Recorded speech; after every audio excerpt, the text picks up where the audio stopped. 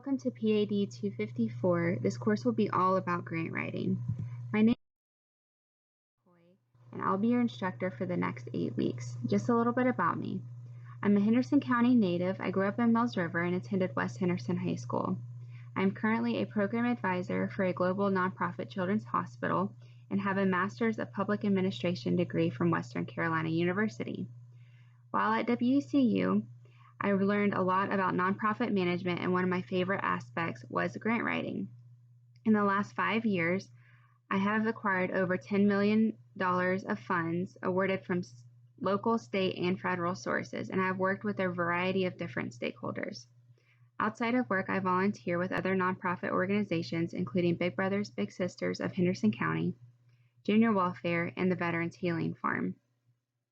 When I'm not working, I enjoy hiking with my husband and 2 dogs, refurbishing furniture with my dad, and reading a good book. If you have any recommendations, please let me know.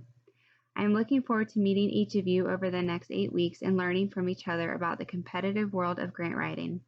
This is my second course at Blue Ridge, so if there's anything I can do to make this experience better for you, please let me know. My contact information is located in the syllabus.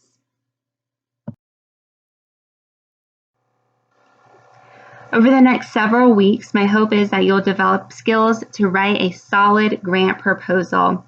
This course covers the basic techniques of successful grant writing, and upon completion, you should be able to demonstrate the basic understanding of the grants process, the ability to research funding sources, and finally, write a competitive grant application, which includes a letter of intent, statement of need or problem statement, implementation strategies, outcomes, budgets, and an executive summary. This is a fully online 8-week course, so attendance and timely participation are required. Regular attendance is required, so if you are not logging in, if you're not emailing, if you're not submitting your graded interactions, this will count against you in attendance. We do not have a required textbook. However, all required reading will be posted weekly on your My Courses page. Each week, you'll also be required to complete a writing assignment and a discussion forum. Those assignments and due dates are outlined in the syllabus. There are no exams in this course, and your grade will be determined according to the following scales seen here on the screen. Without prior arrangements, late assignments will not be accepted. You will be given a mark of a 0 if the assignment is not turned in by the due date. However, I will review late requests and circumstances on a case-by-case basis and make decisions accordingly. So if an emergency arrives, please reach out to me as soon as possible so that we can make arrangements for you to be able to keep up in class.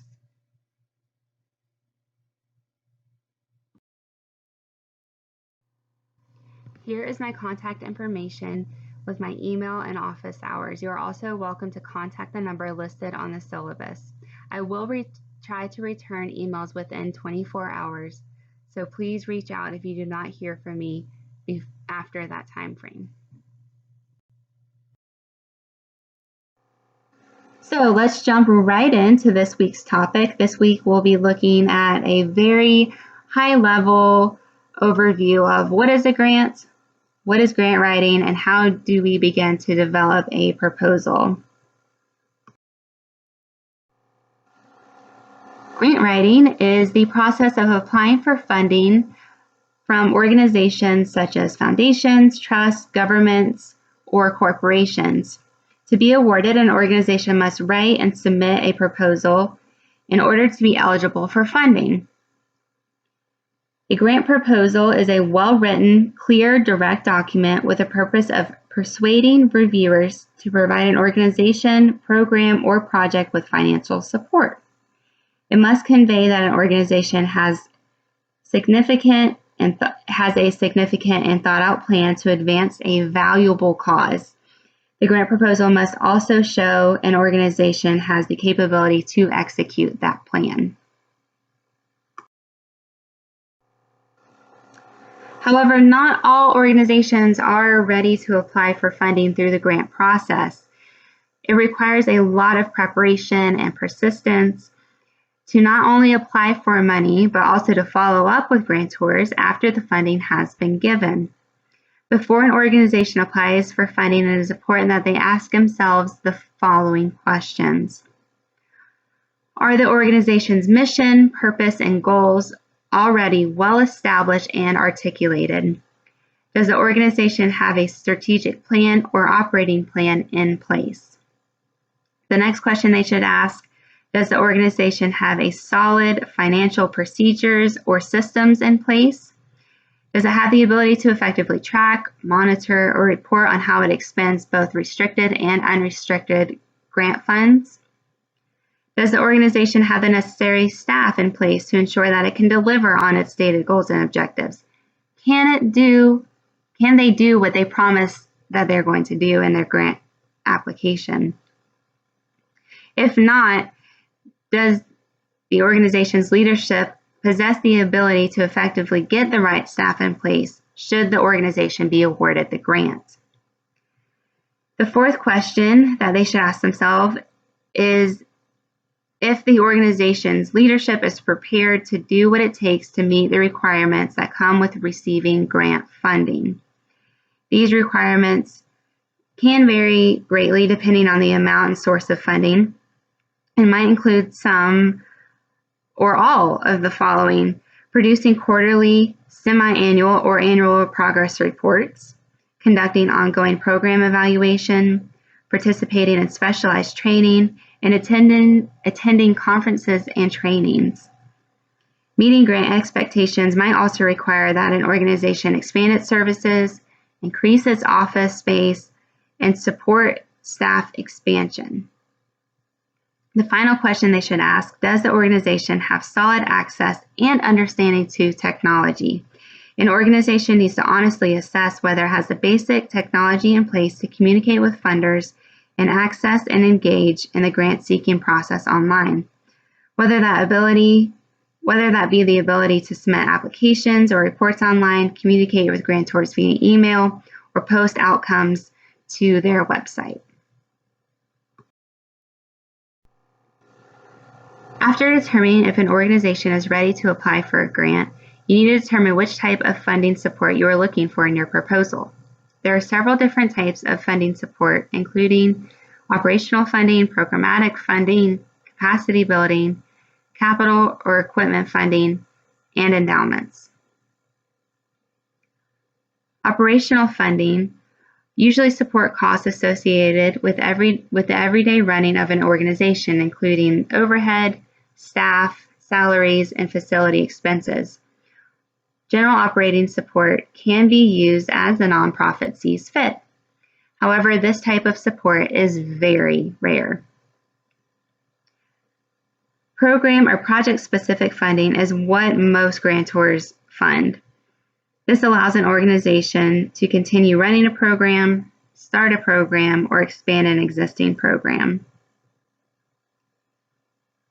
Capacity building support usually helps fund a special project that is targeted to increase the organization's capacity to better support its mission and fulfill a particular administrative or fundraising goal. Capacity building enables an organization to do their job more effectively and efficiently. Examples include training, technology, or hiring for a new position. Funds for capital or equipment are designed to generate a specified amount of funds within a specific time period. Typically, these start out as large-scale individual support, followed by sustained funding in the form of a grant from a foundation, corporation, or government agency. Examples may include construction, purchase of land or equipment, or renovation of a building. Endowments are often generated through planned giving, such as a will or trust. In some cases, a funder may make an endowment grant. Generally, an endowment is a long-term investment for an organization, and the interest income is used each year for operating needs. Not all grantors will provide the same type of funding, so it is important to determine early in the process what type of support you will need.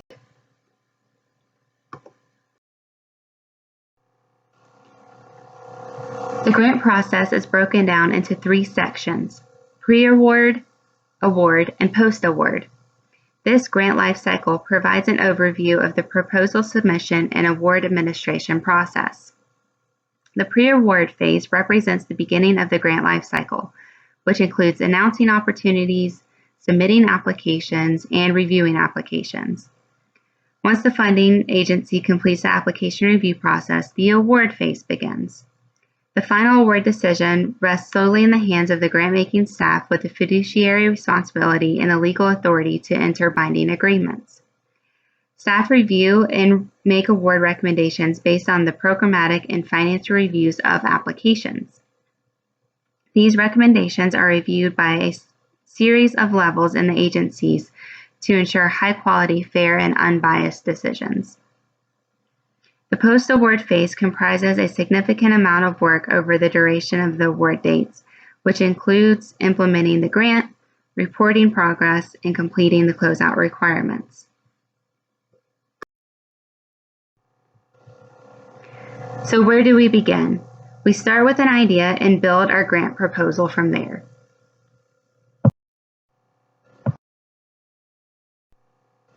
Whether you're preparing a grant proposal for a foundation, government entity, or private corporation, the process of grant writing is essentially the same.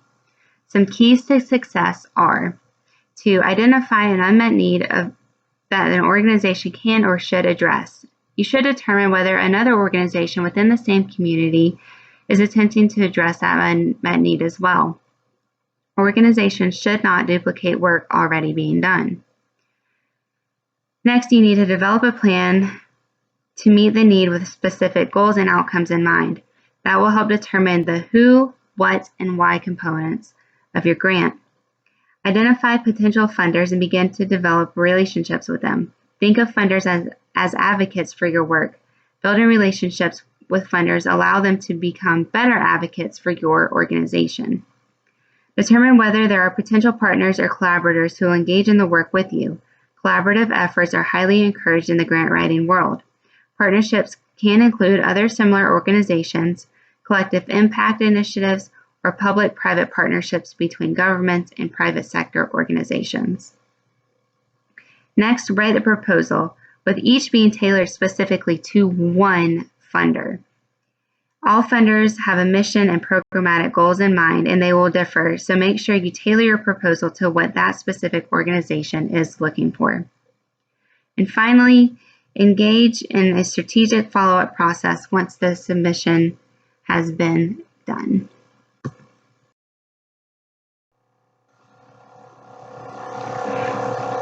To start developing a proposal idea, begin with the end in mind. Identify an unmet need or successful program already in existence that you want to expand. Using a team approach, develop a plan and involve the appropriate staff, clients, and volunteers from the very beginning. Involving the people who are responsible for implementing the plan is crucial and should not just include the organization's top leaders. One of the worst things that can happen to an organization is to be funded for a program and then discover that it does not have the ability to successfully implement it, or even worse, the program does not effectively meet the needs initially identified in the proposal because it was developed by one person. This team approach will also allow the grant writer and the organization the ability to think through ideas, goals, and potential pinch points with the proposal.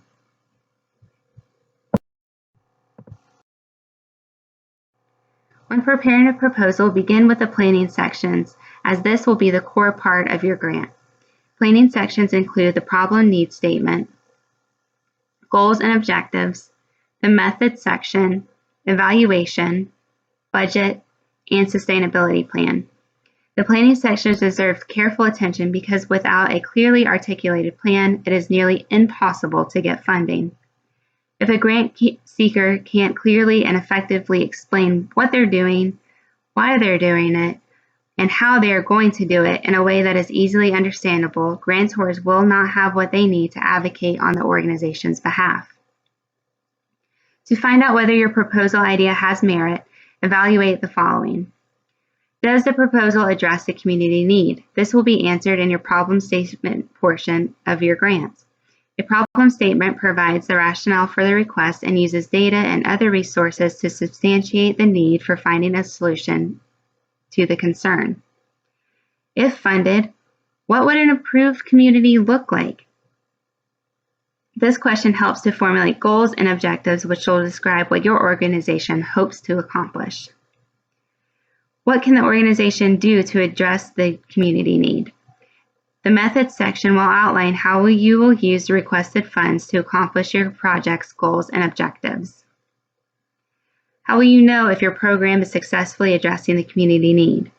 Formulating a solid evaluation plan is an important part of the grant proposal that provides information on how a program or project achieved its intended outcomes. How much will this cost? The budget portion should detail the cost of the program or project you are proposing. And finally, what is your organization's sustainability plan? Ensuring sustainability means to make sure that the goals of the project continue to be met after funding is gone. Framing your proposal in this way will allow you to successfully identify core pieces needed to move on in the next steps of the grant writing process. So now that you have an idea of what grant writing is and what that process is starting to look like, let's start on your grants. This week you have a few required readings as well as a discussion forum. But for your week 1 assignment, you will be finding a local nonprofit or public service organization that you're interested in learning more about. Research that organization and answer the questions outlined in the week 1 assignment. It may take some time and you may have to reach out to those groups or organizations directly to help answer those questions, so don't wait to start on this assignment. You will be using the information you obtain in the week 1 throughout the course, so make sure that you pick an organization that you really like and love the mission. Your assignments are due March 19th by 11:59 p.m. If you guys have any questions, please feel free to call me, email me, or I will see you at our weekly check-in on Friday. Have a great week.